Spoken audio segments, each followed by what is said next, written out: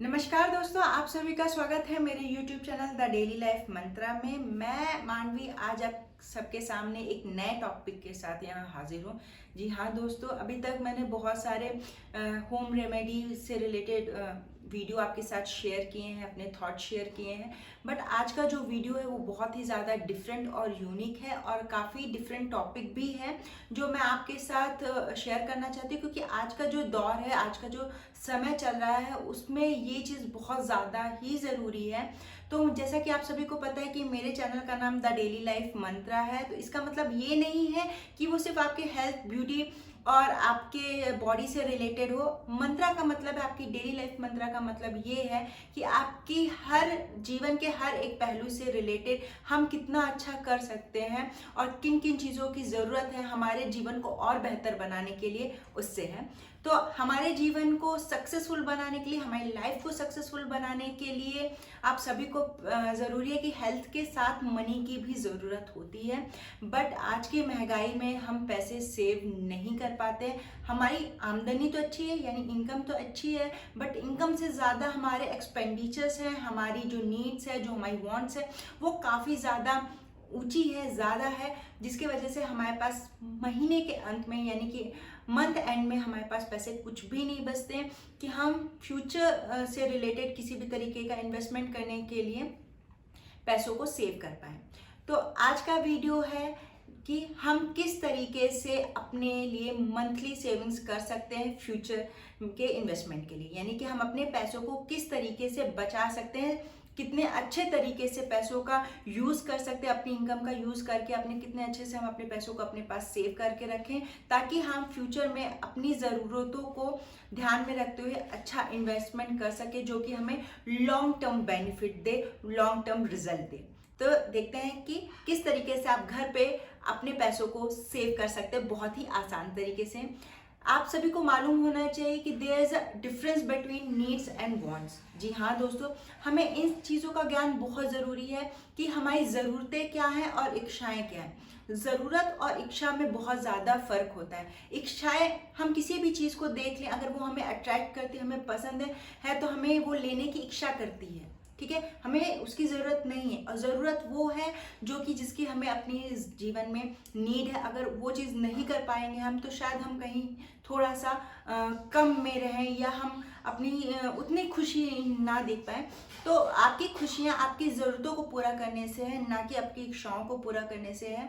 बहुत सा जब हम मार्केट जाते हैं तो हम बहुत सी चीज़ें ऐसी लेके आ जाते हैं जिनकी हमें क्या है, घर पे ज़रूरत नहीं है। वहाँ हम गए, शॉपिंग करने गए, पर हमें वो चीज़ हमारी आंखों को पसंद आई, तो हमने क्या करी, घर पे ला करके रख लिया, पर वो घर पे पड़ा हुआ है, उसका हमने किसी तरीके से यूटिलाइज नहीं कर रहे हैं, या कि वो हमें किसी भी तरीके का बेनिफिट नहीं दे रहा है।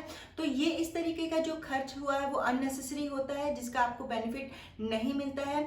तो अपनी प्रायोरिटी की लिस्ट में, यानी अगर आप अपने पैसे खर्च करना चाहते हैं, उसके लिस्ट में टॉप में आपकी नीड्स होनी चाहिए और बॉटम में आपकी आपकी वांट्स होनी चाहिए। यानी कि जो आपकी वांट्स है, इच्छाएं, तभी आप अपनी अपनी इच्छाओं पे पैसे खर्च करें जब आपके पैसे आपके खर्चों, यानी आपकी ज़रूरत के खर्चों से निकलने के बाद आपके पास जो सेव हैं उससे ज़्यादा रहे। यानी मैंने अपनी सेविंग्स कर ली है फ्यूचर के लिए और हमारे खर्चे भी मंथली हो गए। उसके बाद जो थोड़ा बहुत पैसा बचता है तो उसमें आप अपनी इच्छाएं, जैसे कि अगर आपको कपड़े खरीदने हैं, शॉपिंग्स करनी, मैं ये नहीं कह रही कि आप अपनी इच्छाएं मारो, पर आपकी जो इच्छाएं जो अननेसेसरी है उसके वजह से आप अपनी सेविंग्स पे फोकस नहीं कर पाते हो, जिससे आपको फ्यूचर में प्रॉब्लम फेस करनी पड़ सकते हैं, या आपको पैसों की कमी हमेशा रहेगी और आप हमेशा इस जद्दोजहद में रहेंगे कि मेरे पास यार पैसे क्यों नहीं बचते, ऐसा क्या है कि मैं पैसे सेव नहीं कर, मेरी आमदनी तो अच्छी, मेरी सैलरी अच्छी है, मेरे पास बिजनेस अच्छा है, मुझे इनकम अच्छी हो रही है, पर मेरे पैसे बच क्यों नहीं रहे, पैसे जाते कहाँ हैं। तो पहली चीज़ तो, अगर आप सैलरीड पर्सन हो या आपके पास बिजनेस से इनकम आ रही है, इनकम का सोर्स जो है वो बिजनेस है, तो आप जो मंथली आपकी इनकम होती है उसको स्प्लिट करके रखो। जी हाँ दोस्तों, मैं कहूँगी कि हमेशा जब आपके पास पैसे आते हैं तो पैसों को भागों में विभाजित करें, यानी कि स्प्लिट करना बहुत ज़रूरी है, जिसमें पैसे का एक हिस्सा आप अपनी ऐसी सेविंग्स में रख दो जिसको आप निकालने के बाद उस पर ध्यान ही मत दो। ये समझ लो कि अगर मेरे पास 100 रुपए है तो मैंने 50 रुपए ऐसी जगह निकाल के रख दिए कि इसको मुझे ध्यान ही नहीं देना, फोकस ही नहीं करना कि वो पैसे थे, और मैं ये मेरा माइंड मेकअप रहा है कि अब ये 50 रुपए ही मेरी सैलरी है और इसी 50 रुपए से मुझे पूरा अपना काम करना है। तो स्प्लिट जो है वो इनकम का, मनी का जो विभाजन है, पैसों का विभाजन आपकी सेविंग्स में बहुत अच्छा रोल अदा करता है। तो वो भी बहुत ही ज़्यादा हेल्पफुल रहता है आपके बिजनेस के लिए, आपकी फ्यूचर इन्वेस्टमेंट के लिए जो सेविंग्स है उसमें बहुत ज़्यादा मददगार होता है। दूसरा है अपने एक्सपेंडिचर को ट्रैक करना। आजकल क्या है, आपके फ़ोन में या उसमें बहुत सारे ऐप्स अवेलेबल हैं जो आपके एक्सपेंडिचर्स को ट्रैक करते हैं कि आप अपने पैसे कहाँ कहाँ खर्च करते हो। तो आपके एक्सपेंडिचर को ट्रैक करना बहुत ज़्यादा ज़रूरी है। पहले अपने एक्सपेंडिचर को ट्रैक करिए कि आपके पैसे कहाँ खर्च हो रहे हैं, कितने हो रहे हैं। अगर उसमें आप कुछ कटौती कर सकते हैं और उस कटौती करने से आपके जीवन में किसी भी तरीके का प्रभाव नहीं पड़ रहा है तो अपने एक्सपेंडिचर्स को भी थोड़ा सा उसमें भी कटौती करिए, यानी कि कॉस्ट कटिंग करना बहुत ज़्यादा ज़रूरी है। कॉस्ट कटिंग आपके जीवन में ज़रूरी नहीं है कि सिर्फ आपकी डेली मर्रा की लाइफ में कॉस्ट कटिंग मैटर करती, इम्पॉर्टेंट है। एक्चुअली चाहे आपका वो पर्सनल लाइफ हो, प्रोफेशनल लाइफ हो, कंपनी हो या कोई भी ऑर्गेनाइजेशन, वहाँ पे भी एक्सपेंडिचर्स को आप कितना ज़्यादा कम कर सकते हैं वो बहुत मैटर करता है। यानी कि आपकी इनकमिंग ज़्यादा है, यानी सोर्स को ज़्यादा बढ़ाइए, इनकम के सोर्स को ज़्यादा बढ़ाइए, बट जहाँ आपके एक्सपेंसेस हो रहे हैं ज़्यादा उसमें आप कमी लाइए। तो ये भी आपके पैसों की बढ़ोतरी करने में, यानी आपकी इनकम को बढ़ाने में, सेविंग्स को बढ़ाने में बहुत ज़्यादा मददगार है और आपकी ये फालतू के खर्च करने की आदतों में भी काफ़ी रोक लगाता है। फिर आपका सबसे कहते हैं ना बेस्ट वे है बजट। कॉस्ट कटिंग के लिए बजट बहुत ज़्यादा हेल्पफुल होता है, यानी आप अपने लिए मंथली बजट तैयार करिए। लास्ट मंथ के आप अपने एक्सपेंसेस देखो, उसको कैलकुलेट करो और उसमें देखो कि क्या क्या चीज़ें ज़रूरी हैं जो हमें इस मंथ में खर्च करना है। उसके बाद इस मंथ का आप बजट तैयार करो और देखो कि इस मंथ के पूरे 30 दिन के लिए हमें कितने खर्च के लिए कितना पैसा जरूरी है। आप देखते होंगे कि पहले जो रहता था, मम्मा लोग या पेरेंट्स हमारे हैं वो डायरी मेंटेन करके रखते थे कि आज हमने, और डे टू डे का एक्सपेंस वो लिख कर रखते थे कि दूध वाले को इतना दिया, बिजली का बिल इतना दिया और किराना इतना है। तो वो हर चीज़ को क्या करते थे, एक पेज में डे टू डे का डेट डाल करके वो रखते थे और मंथ में जाकर उसको कैलकुलेट करते थे कि देखते थे कि इस मंथ कितना ज़्यादा खर्च हुआ है। तो जो आपकी स्मॉल सेविंग्स होती हैं वो भी बहुत ज़्यादा हेल्पफुल होती हैं। छोटी छोटी सेविंग्स रखिए और उनको कहीं ना कहीं इन्वेस्ट करिए, चाहे म्यूचुअल फंड्स में करिए, पीएफ कर सकते हैं। 5,000 रुपये पीपीएफ पब्लिक प्रोविडेंट फंड में आप इन्वेस्ट कर सकते हो। 5,000 रुपये अगर आप हर मंथ अपने पैसे सेव करके उसमें इन्वेस्ट कर रहे हो तो 12 महीने में आपको पता भी नहीं चलेगा, आपको बर्डन भी फील नहीं होगा और साल का 12 महीने का आप 60,000 रुपये सेव करोगे, प्लस उसमें आपको इंटरेस्ट भी मिलेगा। तो ये भी आपकी क्या है, फ्यूचर को देखते हुए ये अच्छी खासी इन्वेस्टमेंट हो जाती है, अच्छा खासा सेव हो जाता है। और ये सब आपकी सेविंग्स ही हैं। पीपीएफ हो गया, म्यूचुअल फंड्स हो गए, लॉन्ग टर्म जो बेस होते हैं, जो शेयर्स होते हैं उनमें इन्वेस्टमेंट हो गया। ये सब चीज़ें क्या होती हैं कि ये आपकी अच्छी सेविंग्स में आते हैं और ये आपको फ्यूचर एस्पेक्ट से काफ़ी अच्छा रिजल्ट देते हैं, काफ़ी अच्छा बेनिफिट देते हैं। तो आपको अपने फ्यूचर को लेकर कितना ज़्यादा स्ट्रेस लेना नहीं पड़ता है, क्योंकि आज हम सेविंग्स को क्यों इतनी इंपॉर्टेंस दे रहे हैं, ताकि हमारा फ्यूचर सिक्योर हो। तो हम अपनी स्मॉल सेविंग्स को कलेक्ट करके एक अच्छा इन्वेस्टमेंट करके अपने फ्यूचर को भी हम सिक्योर कर सकते हैं। फिर मैं आपको कहूँगी कि use cash instead of debit card और क्रेडिट कार्ड और any kind of digital transaction.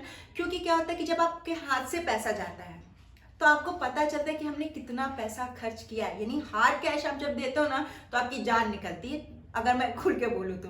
But जब हम ऑनलाइन पेमेंट करते हैं, जैसे अब आज की डेट पे गूगल पे हो गया, भीम आ गया, यूपीआई हो गया, बहुत सारे पेमेंट के मेथड हो गए और अब इंडिया क्या हो रहा है, डिजिटल हो रहा है। पर इंडिया जितना ज़्यादा डिजिटल हो रहा है ना, हमारे पास इनकम की शॉर्टेज हो रही है, यानी हमारे पास सेविंग्स की प्रॉब्लम हो रही है।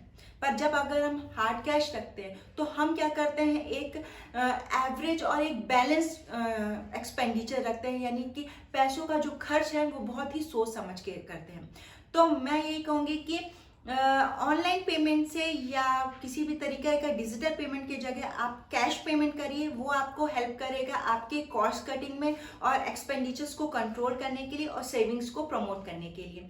मैं क्रेडिट कार्ड यूज़ करने के लिए बिल्कुल सलाह नहीं देती, क्योंकि क्रेडिट कार्ड एक तरीके का ट्रैप है जिसमें क्या करता है कि आप क्रेडिट कार्ड आपको एक सिक्योरिटी तो देता है, आपको एक पीछे से बैकअप तो देता है, बट आप एक्सपेंडिचर पे ऑलरेडी खर्चा कर रहे हो, उसमें फिर क्रेडिट कार्ड से कर रहे हो, क्रेडिट कार्ड में जो इंटरेस्ट जनरेट हो रहा है उसमें भी दे रहे हैं, यानी खर्चे के ऊपर आप खर्चा कर रहे हो, जिससे आपके पास की जो एक्स्ट्रा मनी है, जो एक्स्ट्रा इनकम है, वो भी क्या हो रही है, वेस्ट हो रही है।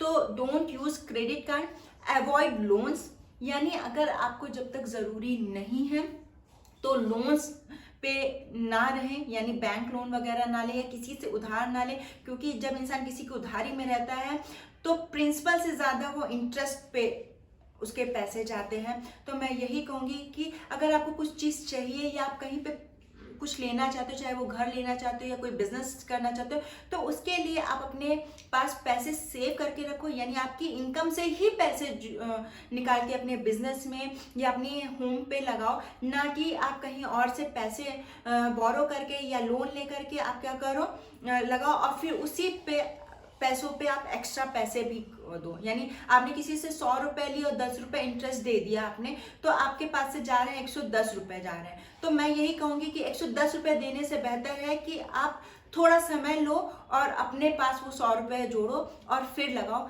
थोड़ा टाइम लगेगा बट वो रिजल्ट आपका रहेगा, आपके ऊपर किसी तरीके का स्ट्रेस नहीं रहेगा और आप एक हैप्पीली लाइफ क्या कर सकते हो, जी सकते हो, खुश रह सकते हो और अपने इनकम को, अपनी जो चाहे वो कोई भी आमदनी हो, ज़रूरी नहीं कि लाख रुपए कमाने वाला ही सेव कर सकता है। जिन्हें अगर आपके अंदर सेविंग की कैपेसिटी है, क्वालिटी है, आप पैसे सेव करना जानते हो, आपको मालूम है कि आपको अपने पैसे कहाँ लगाने, कितने लगाने और कब लगाने, तो 20,000 रुपये कमाने वाला भी व्यक्ति साल का 50 से 60,000 रुपये आसानी से अपने लिए वो सेव करके रख सकता है और वो भी अच्छी लाइफ जीते हुए। मैं ये नहीं कहूँगी कि आप अपना पेट मारो इन द सेंस कि आप अपने मन को कचोट के रखो, बट अपनी शायद तब पूरी करो जब आपके पास सेविंग से ज़्यादा हो, यानी कि हाँ मैंने अपनी ज़रूरत के हिसाब से इस मंथ का मैंने जो टारगेट था सेविंग का वो मैंने पूरा कर लिया है, अब इससे ज़्यादा है तो मैं अब वो खर्च कर रहा हूँ। तो 30 डेज का चैलेंज लेके रखो। वो 30 डेज सेविंग चैलेंज में बहुत ज़्यादा, जैसे वेट लॉस चैलेंज होता है और स्किन केयर के लिए चैलेंज होता है 7 डेज, 10 डेज, 15 डेज, 30 डेज, वैसे ही सेविंग्स के लिए भी चैलेंज होते हैं। तो अपने लिए 30 डेज चैलेंज वो करो कि आपका पर डे का जो एक्सपेंस है उसको आप कैसे कट कर सकते हो और कैसे आप अपने पैसे को सेव कर सकते हो। तो आशा करती हूँ कि आपको आज का मेरा वीडियो पसंद आया होगा। अगर आपको मेरा आज का वीडियो पसंद आया तो प्लीज़ गाइज इसे एक लाइक ज़रूर दें। जिन्होंने मेरा चैनल अभी तक सब्सक्राइब नहीं किया है तो प्लीज़ मेरे चैनल को सब्सक्राइब करें और बेल आइकन को हिट करना ना भूलें, ताकि मेरे वीडियो से रिलेटेड अपडेट आपको समय समय पे मिलती रहे, यानी कि जब मैं वीडियो अपलोड करूँ तो सबसे पहला उसका नोटिफिकेशन आपके पास है। इसे ज़्यादा से ज़्यादा शेयर करें और अगर आप किसी टॉपिक पे वीडियो चाहते हैं और जानना चाहते हैं, किसी तरीके की क्वेरीज है, तो कमेंट बॉक्स पे ज़रूर मेंशन करें, मैं वो चीज़ ज़रूर पूरी करूँगी। अपना ख्याल रखें, कोरोना भी गया नहीं है तो डिस्टेंस भी बना के रखें और अपनी लाइफ को एंजॉय करते रहें। Bye bye, take care, love you all.